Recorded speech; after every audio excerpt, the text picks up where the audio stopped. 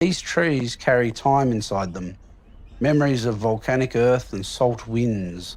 They remind us that even in the city's heart, the old forest still breathes.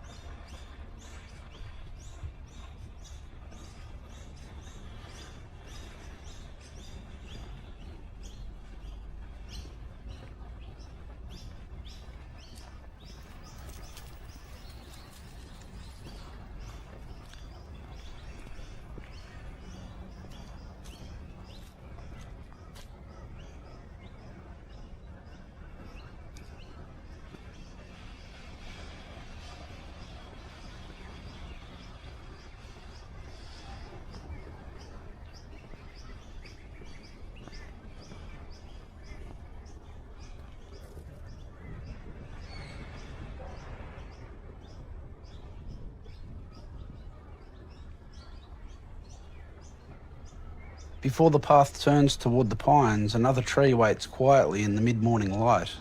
A species rare in Australia but thriving here among the tropicals. This is the elephant apple, native to the lowland forests of India and Southeast Asia, but perfectly at home in the warm, wet rhythm of Brisbane.